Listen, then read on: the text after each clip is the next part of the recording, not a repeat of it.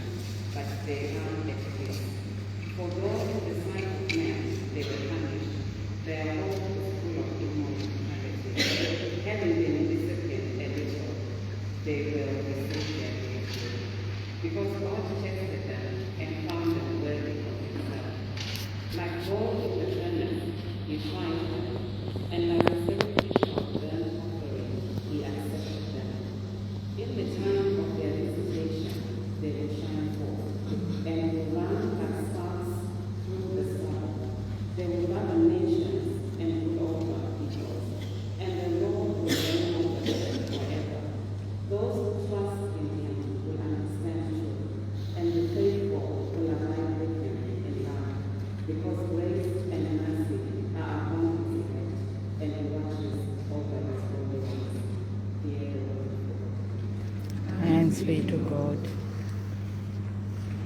The response is Mama,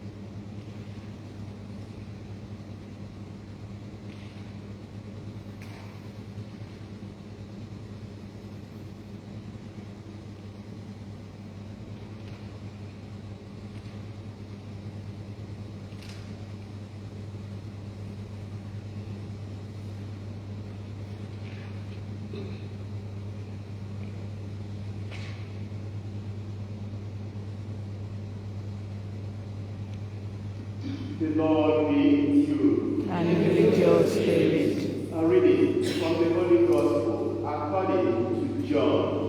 Glory to you, O Lord. Jesus said to his disciples, "Do not let your hearts be troubled. Trust in God still, and trust in me. There are many rooms in my Father's house. If there were not, I should have told you. I am going to prepare a place for you. And after I have gone and prepared a place for you, I shall return to take you with me, so that where I am, you may be too. You know the way to the place where I am going." Thomas said, "Lord, we do not know where you are going, so how can we know the way?" Jesus said, "I am the way, the truth, and the life. No one can come to the Father except through me." The Gospel of the Lord. Praise to you, Lord Jesus Christ.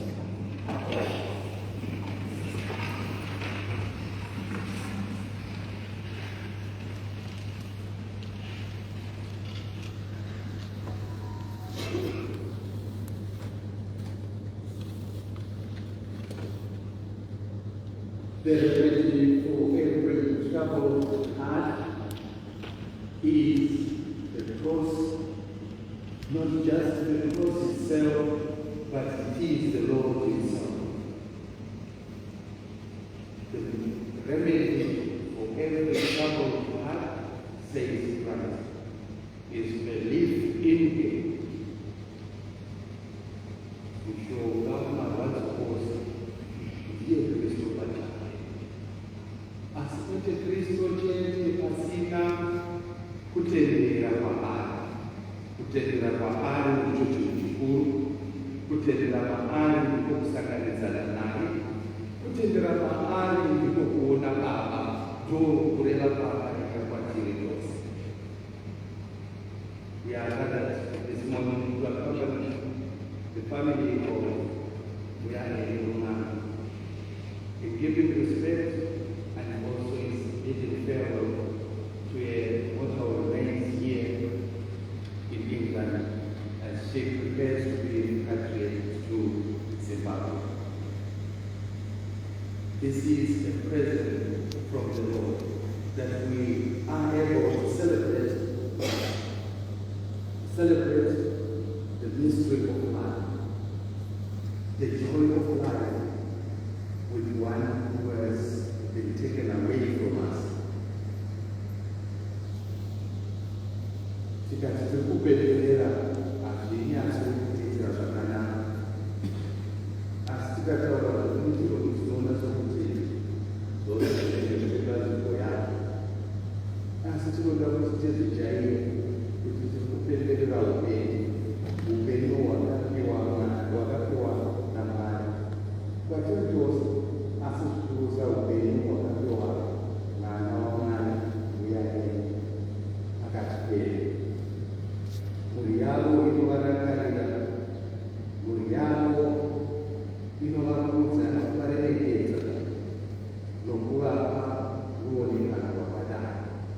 Nesu tinovabatsira, tinobatsirana navo kuvapa ruoneko runokodzera muKristu, nokuti Muyane chapupu chakakodzera chaKristu, chapupu varereka, chapupu muupenyu hwavakararama pasi pano, chapupu kuipere pazuva rokusiya kwavo sokuva kwatinoita sokuva kwatakaita, chapupu pakufana pekuti maendero avo iwana akaita kuti vagone kupupurira kuvanhu vakanga vasingatenderi, kuti vaone simba raMwari nokuziva simba raMwari, vachiona zvinhu zvavainge vainazvo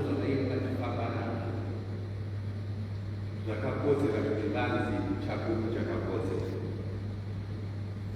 Kudai vari vamwe vedu vakaita seniu, pamwe chaite takangwani-ngwani mafoni oga muhuri kana kuti zvimwe zvinhu zvisineito namari, asi ukaona muhomwe kana mubhegi mako mowanikwa zvinhu zvakafanana nemaonamenti kana medhari kana mabhuku okunamatisa, marozari, zvoreva kuti uri chapupu chakakodzera. Vakava chapupu chakakodzera pamusana penharidzo iyoyo yokupedzisira. Pamusana pamashoko mazhinji avaitaura kwatiri ari okupedzisira, mashoko okushinga kwavo kuitira vamwe zvakanaka, kana mashoko okushinga kwavo kuitira vamwe zvavanofanira kuitirwa kuti vawane gwara rakanaka. Vavaidzidzisa vakawana nzira yokurarama nayo muna Kristu. Vavaidzidzisa vakawana nzira yokurarama navo muchini. Vavaidzidzisa vakufamba navo vakaona ruponeso rwaKristu mumabasa avo. Nokudaro ungazodei kana kuchinzi munhu atorwa naMwari panguva yakadaro, atorwa pamusana pekuti Mwari vanongoziva nguva yavo. Nguva yaMwari haisi nguva yedu, nguva yedu haisi nguva yaMwari. Nokudaro mashoko atinoona muna Johana anoti kupurira, mashoko atabvawo pakutanga, mashoko anoti Mwari anovaona vakakodzera, vakakodzera kunyanya, vakakodzera kuonekwa panyika sechipo chavo. Iye anotendera anofanira kuva nechido chaanacho muna Mwari, kutsika midzi yake kuti zvanoita muna Mwari. Anotendera anofanira kuramba achipa rudo rwomutenderi azere kubvira kuna Dhavhidhi nevanhu vose vaiziva kuti mambotenzi ndivo mukuru wavo, mambotenzi ndivo muraramisi wavo, mambotenzi ndivo vanovasesedza pose pavanenge vari. Nhasi mukurangarira kwatinoita pamwe chete nemhuri yavo veaeni, dambudziko iri ngarive tsigiro yokutendera kwedu.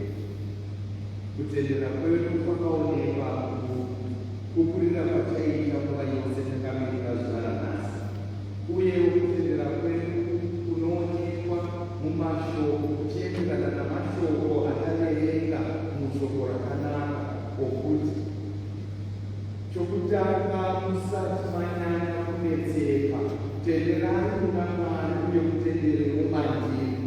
Pamusana peiro vakaudzwa mashoko aya, vadzidzi vayesu vakaudzwa mashoko aya vakauya seiko mushure tisati taverenga chidzidzo ichi 14 kubva muna chapter 14.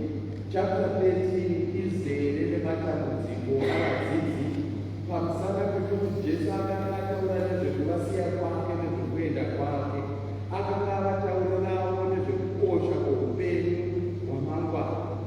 Ivo vakatsvaka nzira dzokuti vaone kukosha kwavo pakati pavo, akakosha ndiani pakati pavo, vakatanga kunetsana. Troubled each other because they knew what they were fighting for, and yet they didn't know what it was they really needed in life. Vaisika kuti zvakakodzera zvinzvimbo zvekuva pedo naye, iye Kristu ndokuedza kuvaudza asingasinganzwisisi. Vakanga vari mukunetsekana kukuru pamusana pekuti kukutanga tati vainge varudzwa kuti umambo hwaJesu hunouya hwakanaka. Ivo vakatanga kuwedzera kuti achava nechigaro ichi, achava nechigaro ichi ndiyani. Vakazotanga zvino kunetsana kuti saka anoita nini, kuenda kwacho ari kuenda kupi, vanga vasingazivi. Vakazonzwazvo kuti ari kuti ndichafa, ndiri kufa, kana ndaurayiwa, kana ndafa ndichaenda, ndinenge ndisisine pano. Vakatambudzika pamusana pamashoko okuti ndichafa. Vakazotambudzika pamusana pekuti ivo havari kungatoziva zvose, iye mwana avo kuvataura zvose. Vaive vari pakati pokutambudzika. Kristu anouya panguva ino, panguva yavari vari pakati. 'Kutambudzika kwakafanana nokurasika. shoko rinorasirwa rinotaridza kuti raitambudzika before akataura kuti zvinhu izvi zvakamira sei, before akataura kuti mberi kwandiri kuita uko kwakamira sei. Vakanga vachishandisa mazwi kana kutambudzika kwavo kwaive kwemazwi emunhu ashaikirwa kana kuti arasikirwa kana kuti munhu ari mutambudziko gurusa. Saka Kristu anovanyaradza achiti mwoyo yenyu ngairege dambudziko, tenderai muna Baba mutende uri mandiri, tenderai muna Baba mutende uri mandiri, nokuti ndimo mune upenyu hwose. If anything bothers you, if anything troubles you, believe in the Lord, believe in God, and believe also in me. If anything comes your way, if anyone troubles you, believe in God. Because in that close relationship with God, there is peace and there is joy. There is peace and there is settlement of heart. Pamutenda pose kumwana zvinoita kuti mweya yenyu igadzikane. Saka shoko raKristu nderekuti mwoyo yenyu ngaigadzikane pasi pano. Pamusana pei? Pamusana pekuti zvinonetsana zvose zvinozazikidzwa kwandiri kuenda, kwandinokutungamirira. Ini ndiri nzira yacho, ini ndiri chokwadi chacho, ini ndiri upenyu hwacho. Kana muchida kuti muwane nzira inoraramisa, nzira yokuti musarambe muchichema, tenderai mandiri muchiendere mukuna Baba vangu. Uyewo rambani makatarisa zvandiri ndezvokuti ini ndiri nzira, ndiri tsika yacho youpenyu. Hakuna kumwe kwamungaenda, hakuna chimwe chamungaita kuti kokuti materera nzira iyoyo yokufamba nemanokufamba navo. Ini wacho nzira, ini wacho chokwadi, neni wacho upenyu. Zvino Kristu vanoti vanopa chirebiso chokuti kuumba kwaBaba vavo kune nzvimbo zhinji dzokugara. Saka musarwirana, musanetseka pamusana pokuti tiri kuendei, tichazoita sei, nokuti kubva kwaBaba vangu kwandiri kuenda kune nzvimbo zhinji dzokugara. Nhasi vari kuti chii? Regai kunyanya kunetseka nezvakawanda zvamaita izvi. Mauya nemwana wangu mubaba, mauya naye mukaita kudiro unoyera, mauya naye mubaba kuti agovakanaka, mauya kumubaba vangu nechitendero, maisa zvifananidzo zvakanaka zvechifiyaniso zvinoreva kununurwa kwandakakununurwa kwene kana kununurwa kwamakaitwa nesimba rairumwana. Maisa chiratidzo chikuru chekununurwa kwene, asi kwete ipi chete, asi kununurwa kwewamuri kusiyana naye wamuri kuchema. Kununurwa kwake kunoreva kuti mufara, kununurwa kwake kunoreva kuti Mwari akana. Saka chireka kunetseka muhana dzedu nokuti mwadanana. Svondo rapera kana kuti tisati tasvika musvondo reChrist the King. Zvakanzi zvimwe zvose zvinopera, asi shoko rangu harimbofi, rakapfuura. Ndiye Kristu pachake akazvitaura. Zvadaro Kristu pachake tikamupemberera zuva razuva tichiti ndiwo mambo mukuru. Ndimambo mukuru weupenyu, ndiwo mambo mukuru weupenyu hwomwana wavo watiri kuperekeza. Ndiwo mambo mukuru vasingagoni kupikisana navo. Ndiwo mambo mukuru vatinosiya zvose, kugunun'una kwose kwatinenge tiinako, kana kusiyakudzika kwose kwatiinako, tikazoisa mberi kwamambo wedu. Iye mambo wedu anoziva zvokuita nesu, anoziva zvokuita navo. Saka nhasi chamaita chakanaka. Hapatina chimwe chechipiri chatinoona. Chamaita ichi chakanaka. Mwari anesu sangano rake. Mwari ane midhuri yavo, nokuti Mwari achakutungamirirai muna zvose. Chingotenderai, rambai muchitendera. Nguva iri nguva yekusiyana navo nokuvaperekedza. Inguva inofanira kuva pamusana pekuti kuparadzana kwacho hachisi chinhu nyore. It's not easy to separate ourselves 1 year. The liminal period is a period of confusion. And it is a period which needs us to trust more in the Lord, to calm down and to support one another in the many things we have. But even if we use those many things we have, we need the only thing that will help anyone who is a believer. That means is the way of the cross, the way of Christ. He is the way, He is the truth, and He is the life. Life does not end here. And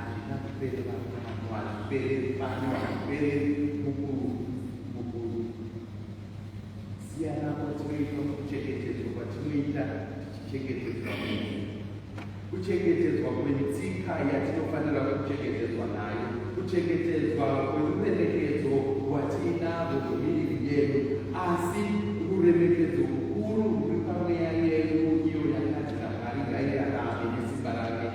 Mweya yedu inoraramiswa kukura miviri yatinoona nekubata. Nokudaro chino chataita chiratidzo chikuru. Saka Kristu anoti musamedzere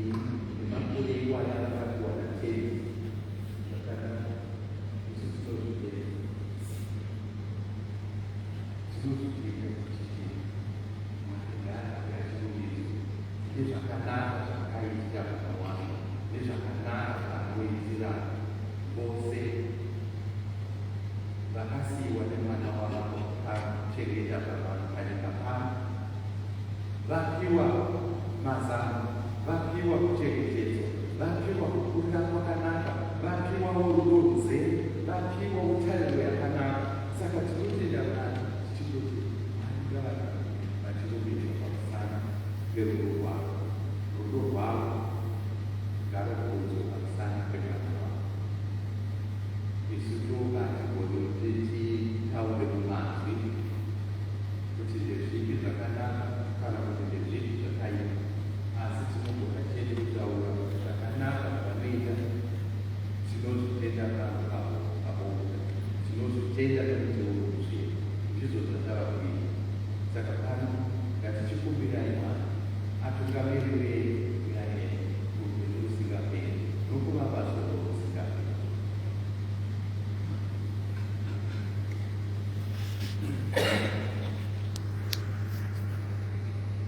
Mambo Yesu Kristo, ndimi makamuka muvapi, mukada kuti mugozova kumuka kwedu, mugozova upenyu hwedu.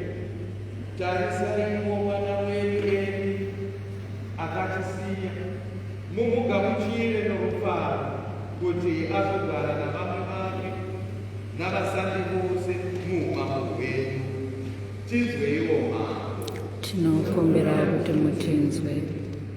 Chivarepo nemhuri yake akasiya pasi pano, vaakasiya muno muEngland, navo vakasara vari muno kuZimbabwe nekune dzimwe nzvimbo dzakasiyana siyana dzepasi rino. ngengoni dzenu muite kuti vahambewo vachitendera murudo rwenyu. Tinzweiwo Baba. Tinokumbira kuti mutinzwe.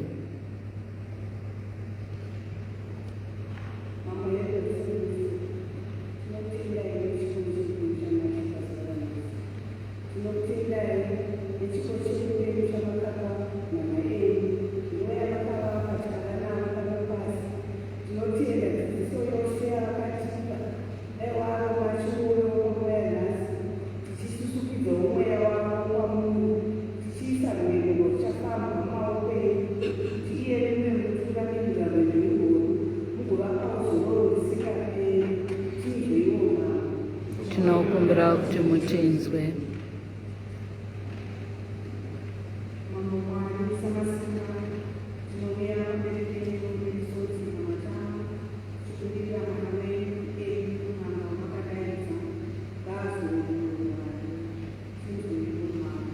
Tinokumbira kuti mutinzwe.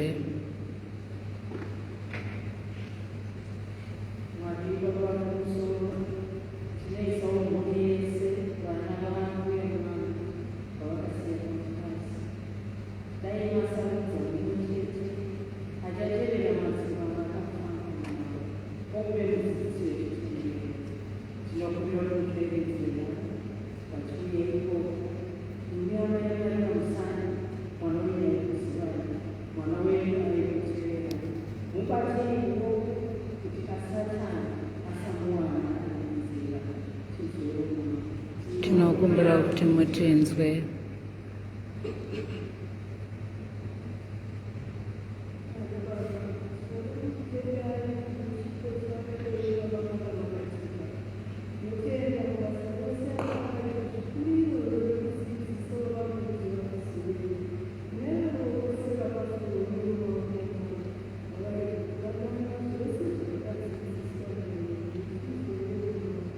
Tinokumbira kuti mutinzwe.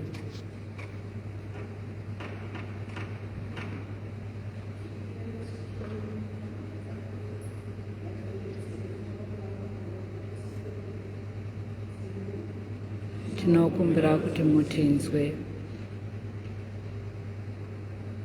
Muvanhu vose tinonamata tichikumbira kuti tiwane rufu rwakanaka. Grasiya rerufu rwakanaka handifuni kuti rungapfuura rufu rwamakapa umwana wenyu. Igrasiya rokuenda zvakanaka tisingazivi uye tisingaoni kana kutsanangudza. Nokudaro tenzi imi mune mwoyo munyoro takatarisira kuti makatora umwana wenyu kuva makakura navo. Chimusununguraiwo muzvinhu zvose zvingabata mweya wake kuti asasvike kwamunhu.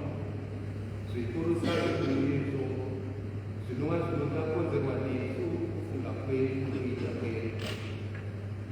Chimusununguraiwo mumafara ake akana kuti awane zororo risingaperi.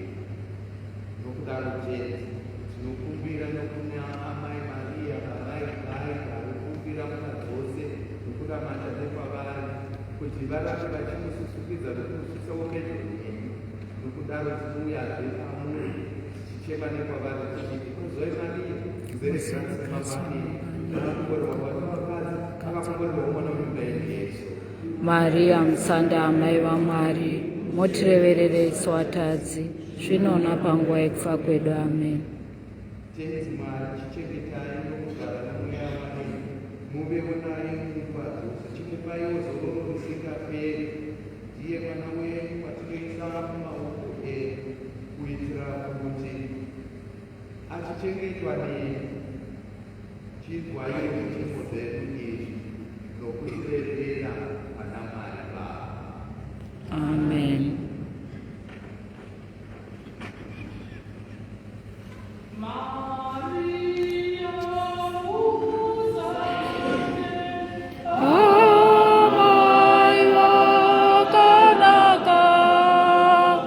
Oh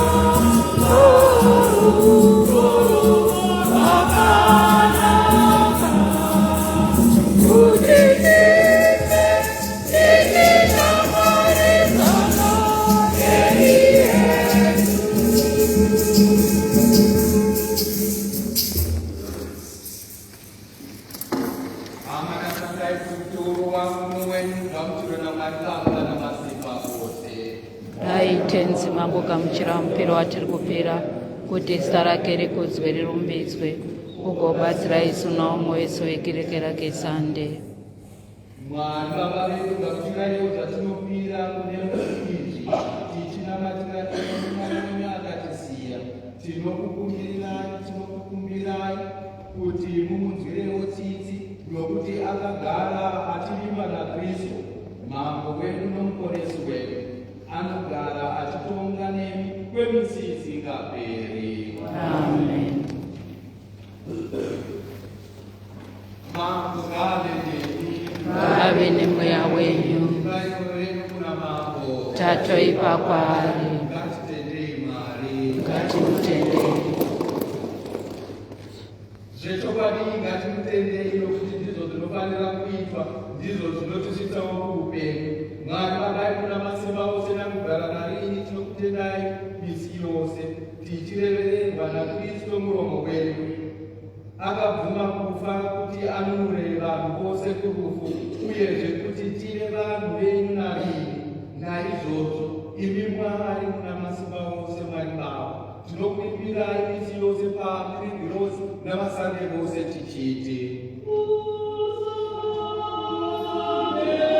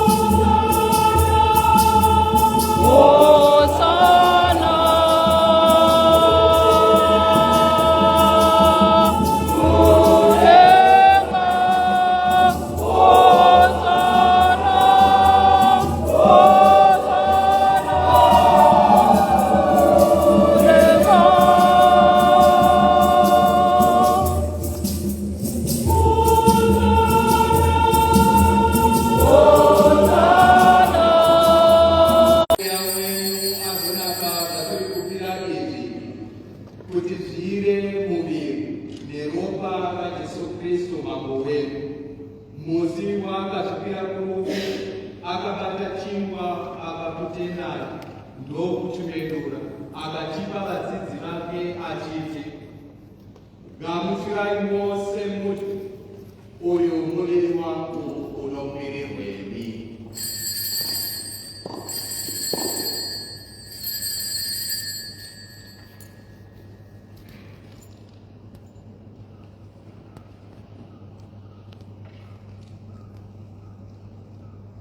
Vapedza njira iripo, akabata mukombe akatendazve, ndokupa vadzidzi vake achiti, gamuchirai mose muno, uyu ropa rangu rechitenderano chisva chisingaperi, rinoteurirwa imi navanhu vose kuti matadza varegererwe.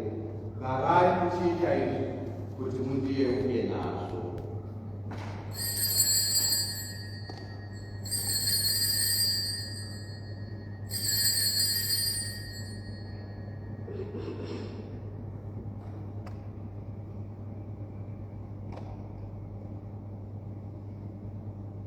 Hama ngatipembererei mununuri wedu.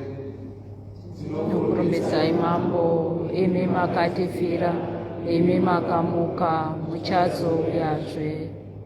Mwari vakatinopira kwamuri mupiro uyu wechingwa choupenyu nomukombe woruponeso. Tinopira tichiyeuka kutifira nokumuka kwakaita Kristu. Tinokutendai imi maita kuti tive pano pamuri kuzopira mupiro uyu. Tumai mweya wenyu azoita kuti vose vanogamuchira muviri neropa raKristu. Remember, Lord, your church spread throughout the world, and bring her to the fullness of charity, together with Francis our Pope, Vincent our Bishop and his auxiliaries, and all the clergy. Remember your servant Ellie, yourself. Grant that she, who was united with your Son in a death like his, may also be one with him in his resurrection. Remember also our brothers and sisters who have fallen asleep in the hope of the resurrection, and all who have died in your mercy. Welcome them into the light of your face.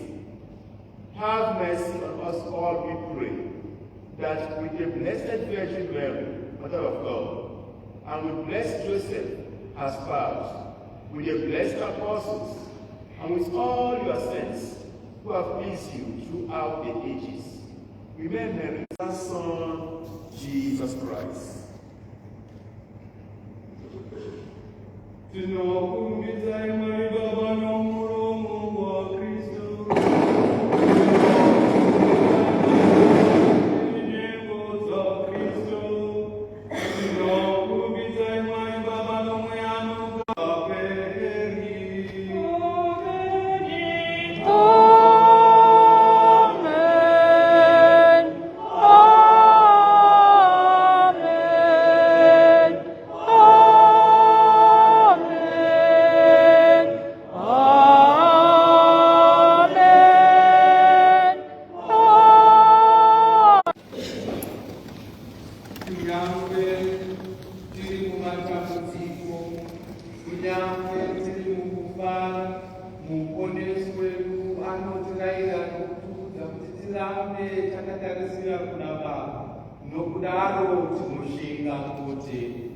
Baba wedu uri kudenga, pasi sokudenga, tipeiwo nhasi kudya kwedu kwezuva. Mutiregerereiwo zvatinokutadzirai, sokuregerera kwatinoita vanotitadzira. Musatirege mune zvinotiedza, asi mutinunure mune zvakaipa. Mwari munobvisa matadzo apasi, tipeiwo rugare.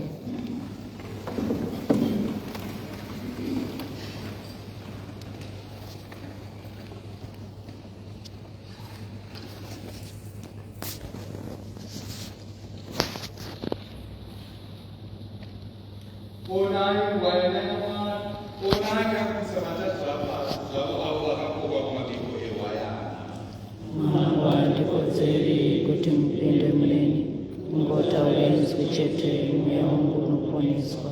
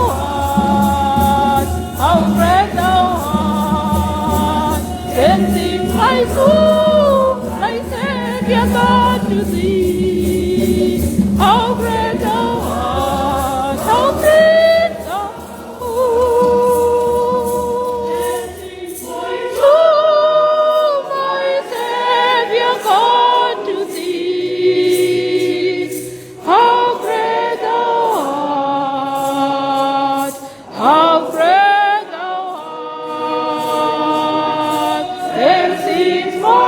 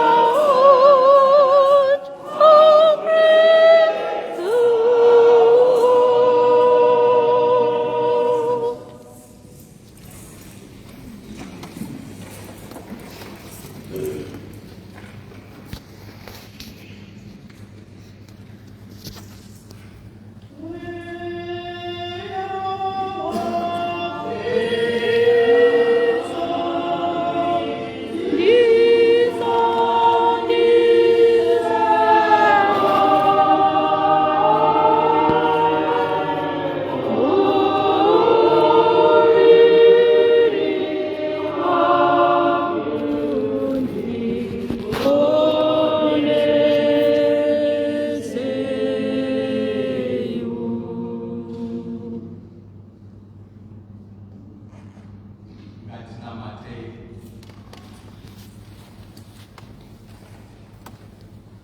Grant, we pray, Almighty God, that your servant Eli, who has journeyed from this world, may by his sacrifice be cleansed and freed from all sin, and so receive the everlasting joys of the resurrection.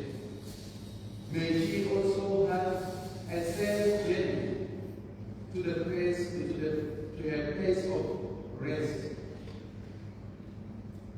As we complete this mystery of faith in England, we hope that everything goes well on the journey to Zimbabwe and the burial in Zimbabwe. Mari bazarurei munzira, bazarurei mukana wokuona zvose zvakanaka zvavakavimbisa zvedera, asi berekerai vose vari kuvaperekedza kubva kuneimwe nyika. Muzarurirewo nzira yakanaka, zvose zvichavatakura kubva pano kudzokera kukare, zvichavatakura kubva ikoko zvakare kuvaendesa kuairport nokuzovaendesa kuZimbabwe. Chiitai kuti nzira yavo iitwewo nzira yakanaka, nzira inoita kuti vagowana runyararo rwenyu, zororo renyu risingaperi, uyewo avo vose vanovagamuchira vagovagamuchira nokuvachengetawo zvakanaka murudo rwenyu. Zvose izvi tinozvikumbira muna Jesu Kristu tenzi wedu. Amen. Isu pachedu hatina chatinogona kuita, isu pachedu hatina simba rokuti tisakumbirire zvakakwana. So we ask for the intercession of the saints, the intercessions of all the faithful departed, that they may also pray and intercede for them. At this moment we invoke the faithful departed and all the saints of God to intercede for your daughter Ellen. Novakumbirira tichiti, Mambo tinzwireiwo tsitsi, Mambo tinzwireiwo tsitsi, Kristo tinzwireiwo tsitsi, Kristo tinzwireiwo tsitsi, Mambo tinzwireiwo tsitsi. Mambo tinzwireiwo tsitsi. Vafambiseiwo kuzonovapa zororo risingaperi mambo. Chiedza chenyu sandichowavhenekere narini wose. Maria Musane, imi amai vomwana wenyu Eli, endai naye kuna Mwari. Iwe musane wake navangeri vake vachengeti munhu wenyu uyu. Endai naye kuna Mwari. Imi vangeri navasane vose hama yenyu iyi. Endai naye kuna Mwari. Imi vechizvarwa zvababa vake vakatisiya muri kuna Mwari mwana wenyu uyu. Endai naye kuna Mwari. Imi madzoka ake namadzitateguru ake navose vekurudziro kwababa vake vakatisiya muri kuna Mwari mwana wenyu uyu. Endai naye kuna Mwari. Imi vechizvarwa zvokwamai vake vakatisiya muri kuna Mwari mwana wenyu uyu. Endai naye kuna Mwari. Madzissekuru ake namadzikuru ake vose vekurudziro kwamai vake vakatisiya muri kuna Mwari mwana wenyu uyu. Endai naye kuna Mwari. Imi hama dzose neshamwari dzake dzose vakatisiya muri kuna Mwari hama yenyu iyi. Endai naye kuna Mwari. Ngatinamatei. Mambo wedu Yesu Kristo, makatirayira muchiti, kumbirai muchapiwa, kukudzai muchazarurirwa. Tinokumbira baba venyu, mambo wedenga usiku wedu, kuti varegerewo Eli, uyo zvaakatadzira zvose. Muvazarurire denga, apinde afare navangeri navasande nehama dzake dzose dzakatungamira. Tichitsirewo chishemo chedu ichi, naMwari Baba. Amen. Mwari napo mumavoko edu tinoisa kwete mwana wenyu edu tiine chokwadi nechitarisiro chokuti pamwe chete navose vakafa kuna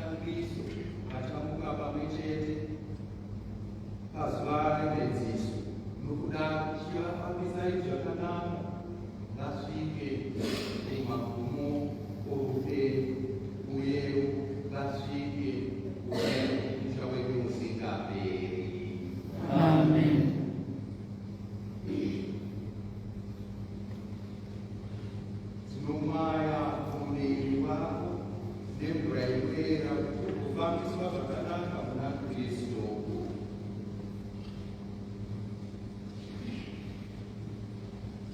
Sinaraba tukanakuma nerokuyamusa.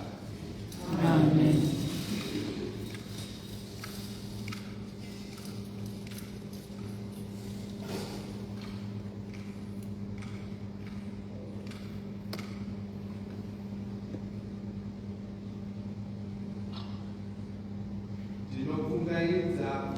Ndinokufungaidzira kuti ufambe zvakanaka unaswe nokuchengetedzwa naiye Mwari. Kunhuhwira kwefungaidzo iyoyi ngakuite kuti rwendo rwako kubva kuno rwuve rwendo rutsvene, unochengetwawo zvakanaka, uyewo rwendo rwomweya wako rwuve runofadza uyewo runokusvitsa kumifaro isingagumi.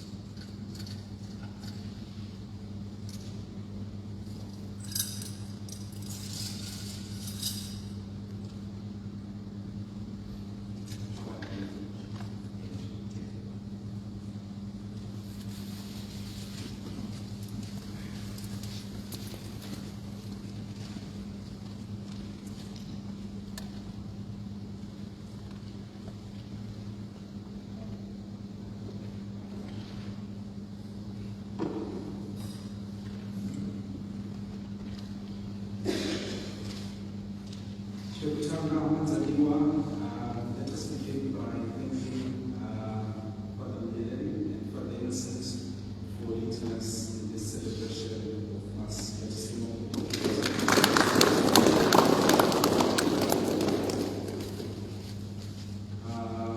first of all, we're going to have a eulogy from a family member. I'm going to invite a family representative to come up and give us a eulogy. Then afterwards, we will have a few speeches and then our vote of thanks before we move on to the vote.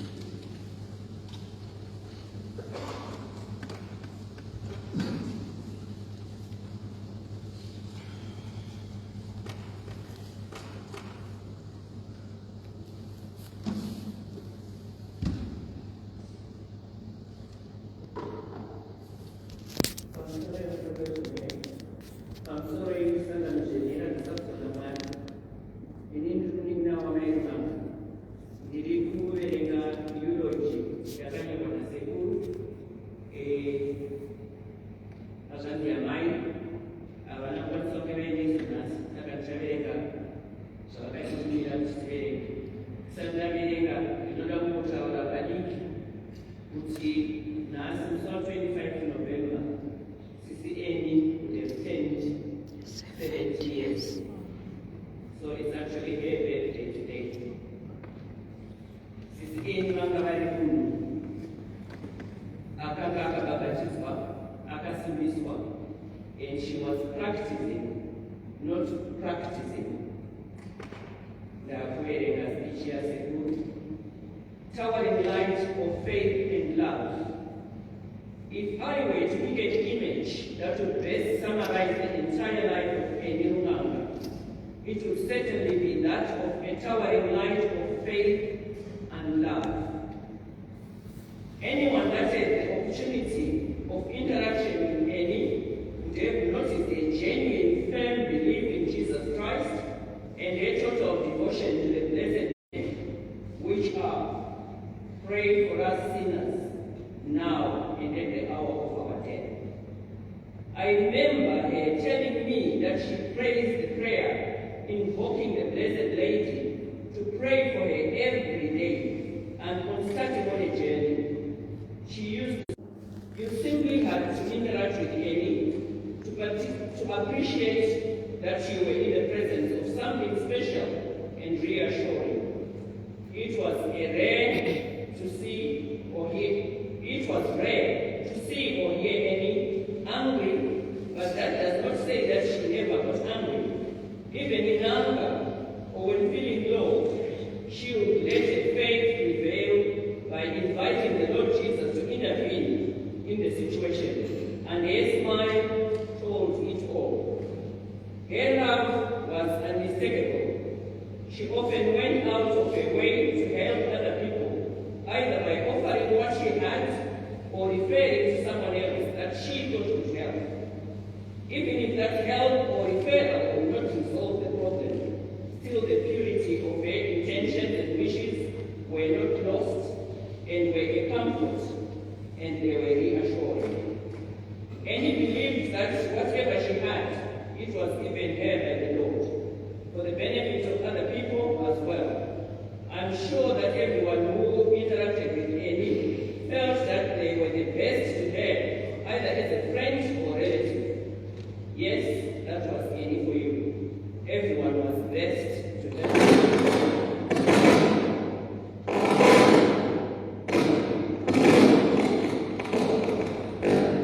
Love is an emotion, a feeling, but with Annie,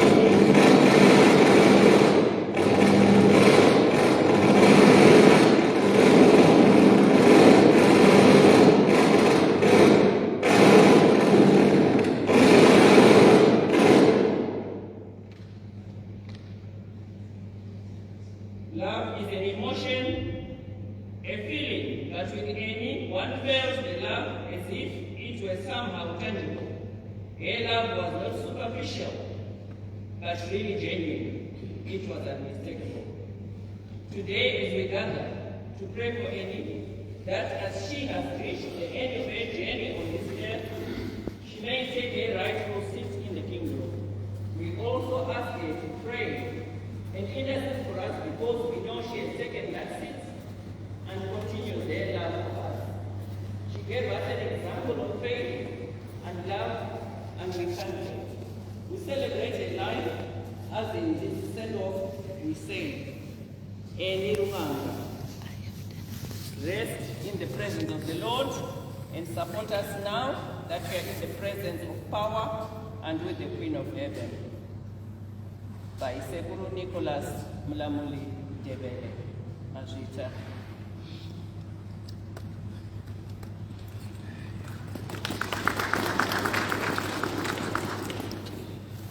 Thank you much, Lord, for that eulogy. We are now just going to have a few speeches from a few people who have been asked to speak. First of all, I'll invite Mairulanga's daughter, Tracy, to come up to the front and say a few words.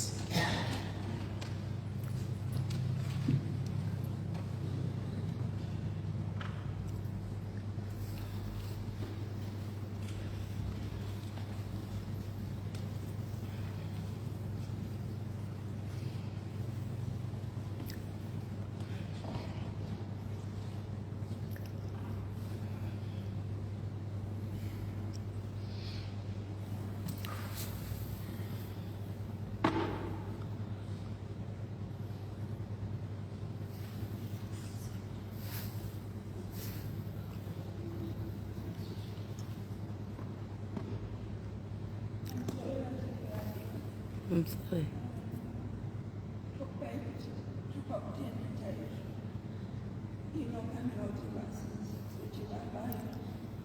I've just prepared a short speech about my mom, and they wanted to present to you about the Ramadan and Amati. There is a good person. And Ramya is my mom from my small girls. There's a mountain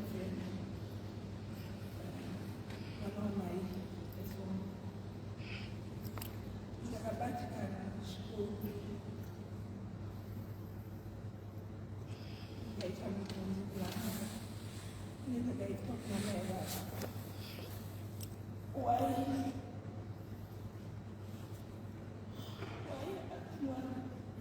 being as human being realized, I've come to realize in the past few days that it has to happen here because these ones are home to the testimonies and the presence of the community. We needed them. She needed the opportunity to say, oh my God, I'm a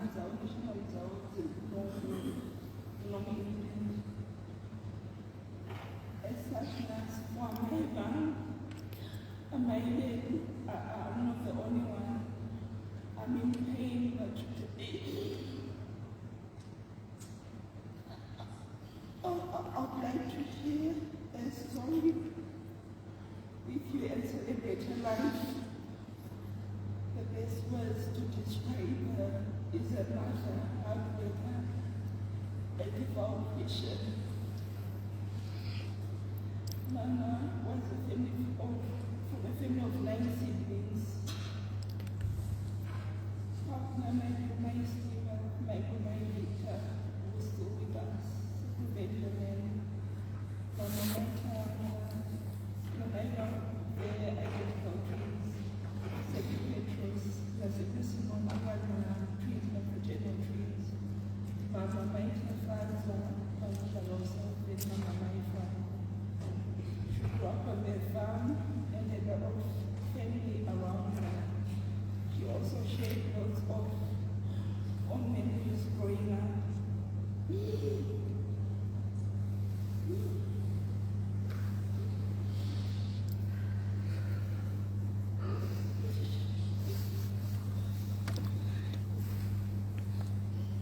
She attended primary school, Baku School, and Bakenova Mkado for secondary school. Mama joined the convent briefly as a sister. She came out and had a family.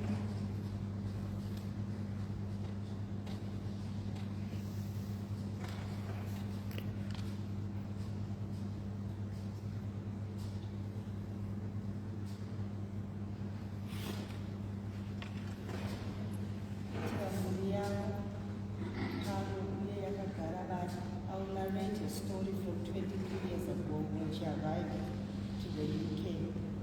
Vakasvika vakabva muno vakagona kushanda kana vasiri kubasa vaiva kumunda. All of this is evident until the last day. Gogo vaitoshandira mhuri yavo. At her age, neweather yemunhu munyika muno, we all understand that it's not easy. Vaive munhu anoziva Mwari. Wavo is the biggest testament that she fellowshiped with you. She also managed to impart the same love to us, her children and grandchildren. As a mother, she went above and beyond. She continued to build a legacy and ensured that we get the best of the very best. She set the bar very high, and we shall strive to safeguard and continue to build on. Although as children we are grown, Mama would still make sure that we are comfortable. And as for her grandchildren, words fail me. Mama referred to me as junior mother towards the Denise. Daiti munotombotaura sei, as she persisted with this narrative. Mama was satisfied with me. Looking back at her messages, which are loads, she would say, waita basa mwanangu, taridza kuti ndagona plus mufaro wavo. This gesture extended to my siblings, as we always share zvavafadza. Same sentiments were extended to family and friends. She wholeheartedly looked for the best and focused on this. She was highly engaged and the best gogo. I will just give an example. Just recently in a conversation with Uzi, she bought her a laptop, even though as she bought him a laptop, even though as the mother could not manage to do so. even though Tracy couldn't manage to do so, or even though you could manage to do so. Gamo was supported with a new life in Germany in every way possible. This also included all the schooling and kukura kwake. Vazukuru vavo from Mainini vatatu, from Mainini Rumbi were much loved. Vazukuru Kenny and Vicky would not want for anything. Avaigona na gogo vavo. Tariro, Tawona na Rutengi, Wose have all felt love from Gogo in profound ways and are not lacking of a special touch. Kana kubatiri. Same morning I have been reflecting on the messages from my siblings. We all saw one of my sisters, Vivian, who was here, through her blessings that she shared with them. It is a loss felt by all. She accommodated them, if required. Her residence for 944 because she knew she had more than 3 children. The same will also be said Lemuri Yabo, our maternal side. Vaive vatete vanosimudzira muri zvakasimba. Zvakawanda zvandisati ndataura. Asi I'm thankful because the role was bigger and with a lot of dimensions to all of us. It is heartbreaking for me to even talk about her in the past days, but may we please continue to support each other and give her a befitting send-off.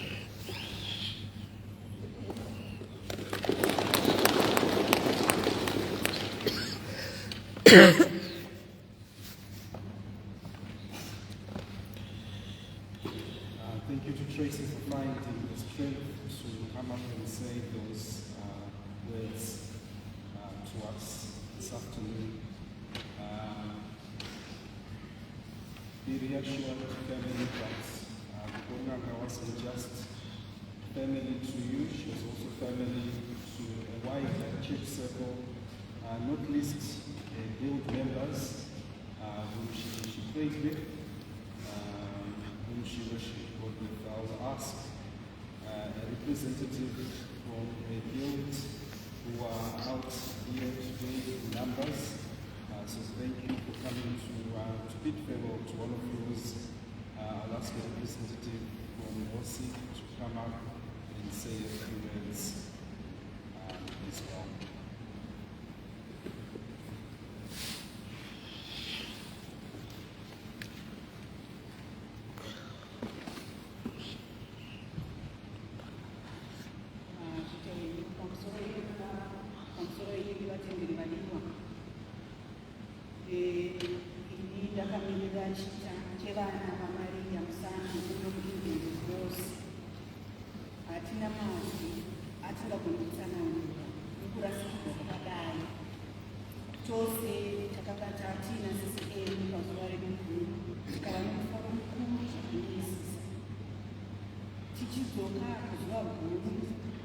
vaititaura nezvevadzidzo vechitendero vakatikumbira kuti vadzidzo vechitendero vapinde mumadanho avo vese zvikaitwa saizvozvo. We were eagerly waiting to receive her from Zimbabwe. She had bid us farewell, saying that she was going to Zimbabwe to see the family, the son who's not feeling very well, the twin sister. So on Saturday, we had our meeting as the guild in Birmingham. So I tried to phone her, and then she texted me, I am still in Zimbabwe. I said, I am aware. I just wanted to find out, have you traveled safely? How are you? And how is Dana? We are praying for him. And she said, thank you very much. I was expecting to receive him on the 5th, and when the news hit me, I said, I think Charles has made a mistake. I wanted someone to say something different. Could there be anyone to say something different? I looked everywhere and found nobody to say something different. I thought it was a wrong name, and it went on and on. and hide